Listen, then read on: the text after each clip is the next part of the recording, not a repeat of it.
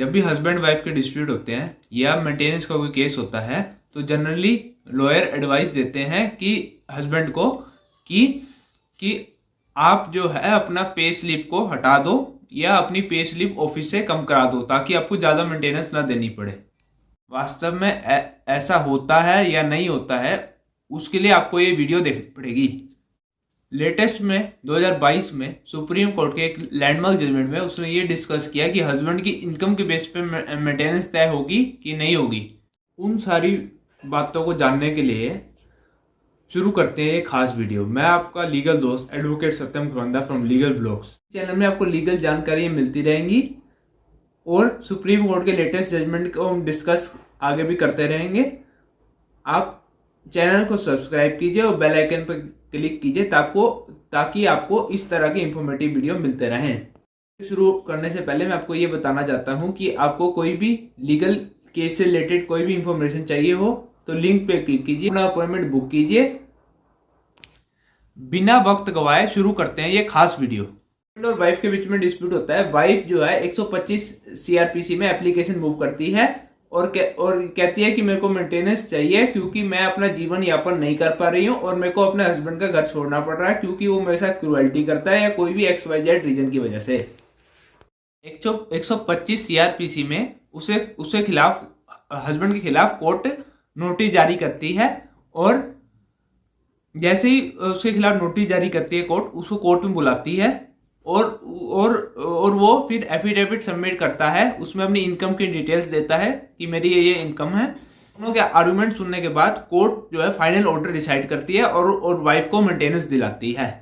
कई बार जब कोर्ट 125 का डिसाइड करती है तो फाइनल डिसाइड करने से पहले कोर्ट इंटरिम मेंटेनेंस दिलाती है, यानी जब तक वो पिटीशन कोर्ट में पेंडिंग है तब तक उसको मासिक भत्ता कोर्ट दिला देती है। जैसे ही फाइनल डिसाइड होता है तब कोर्ट जो है इंटरिम को फाइनल में एडजस्ट कर देती है और फाइनल ऑर्डर डिसाइड करती है।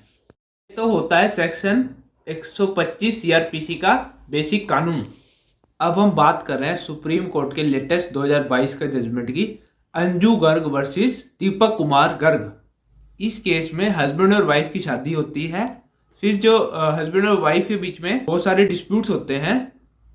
फिर वो वाइफ है वो हस्बैंड का घर छोड़ कर चली जाती है और जैसे ही वो हस्बैंड का घर छोड़ देती है तो फिर वो 125 की एप्लीकेशन लगाती है उसके खिलाफ कि वो मेरे साथ क्रूएल्टी करता था। और फिर जब वो उसका घर छोड़ जाती है तो फिर वो जो है कहती है कि मेरे साथ मेरा बेटा और बेटी भी हैं, तो हम जो है हस्बैंड पे डिपेंडेंट है यानी फादर पे हम डिपेंडेंट हैं, हम तीनों उस फादर पे डिपेंडेंट हैं। तो हमें मेंटेनेंस मिल जाए, मतलब मासिक भत्ता मिल जाए।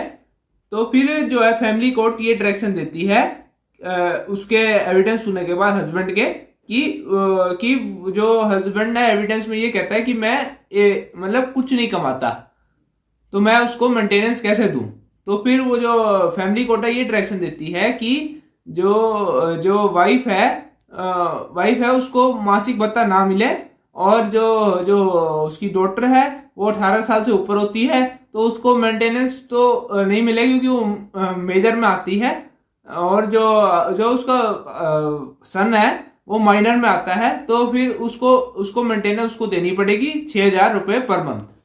ऑर्डर से एग्रीड होकर वाइफ जो है हस्बैंड के खिलाफ हाई कोर्ट चली जाती है और हाई कोर्ट ये वो केस करती है वो डिसमिस कर देता है और फैमिली कोर्ट के डिसीजन से एग्री करता है। हाई कोर्ट से एग्रीड होकर वाइफ जो है सुप्रीम कोर्ट चली जाती है और हस्बैंड के खिलाफ पिटीशन फाइल करती है। में सुप्रीम कोर्ट 125 के ऑब्जेक्टिव को डिस्कस करती है और कहती है जब हस्बैंड वाइफ को घर से निकाल दे तो उसके मासिक भत्ता का उसकी रिस्पॉन्सिबिलिटी है, मतलब उसका जो भी खर्चा वगैरह है उसकी रिस्पॉन्सिबिलिटी है ताकि वो जीवन यापन अपना कर पाए। और जो उसके जो चिल्ड्रन होते हैं उनका कपड़ा लत्ता पढ़ाई लिखाई आदि का खर्चा हस्बैंड की रिस्पॉन्सिबिलिटी है। इसमें फिर हस्बैंड जो है आर्ग्यूमेंट्स करता है कि मैं जो है कुछ कमाता नहीं हूं, तो मैं ये खर्चा कैसे करूं। तो फिर सुप्रीम कोर्ट ये कहती है कि ना कमाना और ना कमा पाना में दोनों में एक फर्क है। आप कमा सकते हो तो फिर आपकी रिस्पॉन्सिबिलिटी है वाइफ की मेंटेनेंस करना, और जो चिल्ड्रन है उनका भी मेंटेनेंस करना आपकी रिस्पॉन्सिबिलिटी है। जो वाइफ है वो लाइबल नहीं है, कि उसको कोई लाइबिलिटी नहीं है कि आप नहीं कमा पा रहे तो आप पेमेंट नहीं कर पाओगे। इसमें सुप्रीम कोर्ट कहता है कि 10,000 पर मंथ आपको वाइफ को मेंटेनेंस तो देना ही पड़ेगा, साथ ही जो चिल्ड्रन को जो माइनर को मेंटेनेंस देने को कहा हुआ था फैमिली कोर्ट ने, वो तो आपको देना ही है 6,000 पर मंथ, मतलब 10,000 पर मंथ, और वाइफ को 10,000 पर मंथ और चिल्ड्रन को 6,000 पर मंथ।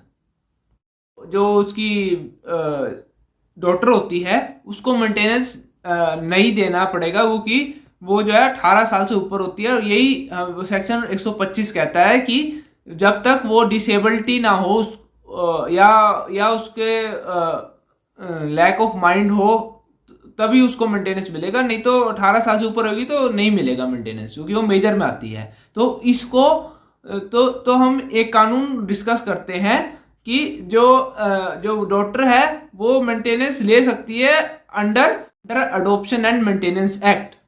खैर सुप्रीम कोर्ट जब 125 को डिस्कस करती है तो कहती है कि हस्बैंड नहीं कमा रहा तो अपनी रिस्पॉन्सिबिलिटी से वो मुक्त नहीं होगा, और वो जो मेंटेनेंस के लिए वो लाइबल है। है कि आपको ये वीडियो देखने के बाद आपको सारे डाउट्स क्लियर हो गए होंगे।